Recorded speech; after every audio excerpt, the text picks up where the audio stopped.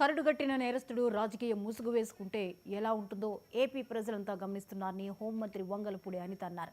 ఈ ఏడాది కాలంలో జగన్ చంపడం, పరామర్శించడం ఎజెండాగా పెట్టుకుని రాజకీయ గందరగోళం సృష్టించడానికి కృషి చేస్తున్నారని హోంమంత్రి ఆరోపించారు. గత ఏడాది జూన్లో నాగమల్లేశ్వరరావు చనిపోతే ఈ రోజు పరామర్శించడం ఎందుకో ప్రజలు ఆలోచించాలన్నారు.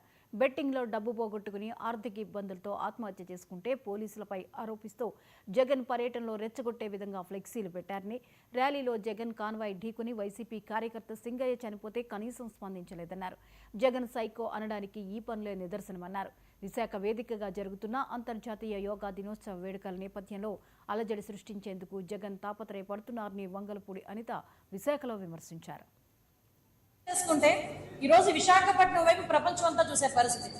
జూన్ 21న యోగా ఇంటర్నేషనల్ యోగా డేకి గౌరవ ప్రధానమంత్రి గారు కూడా ఇక్కడికి వస్తూ ఉంటే ఈ రాష్ట్రంలో ఏదో జరుగుతుంది అని చెప్పి ఒకటి బయటికి క్రియేట్ చేయడానికి ఈ రోజు అతను చేస్తున్న పరిస్థితిగా నేనైతే భావించాను.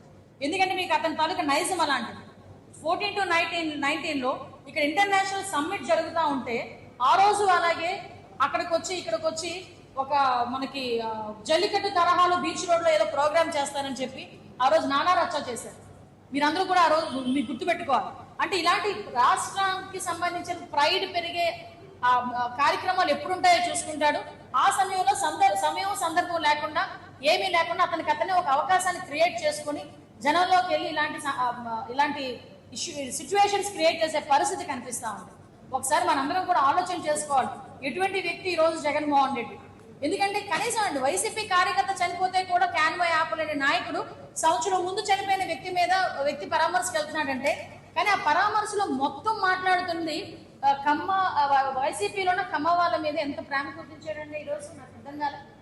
అరే ఆ రోజు మరి ఎంతమందిని నువ్వు జైల్లో పెట్టించావు? దూల్పాల్ నరేంద్ర గారు, దేవినేని ఉమామహేశ్వరరావు గారు, ఇలాంటి వాళ్ళని చూసుకుంటే ఎంతమంది మీద కక్ష సాధించావు?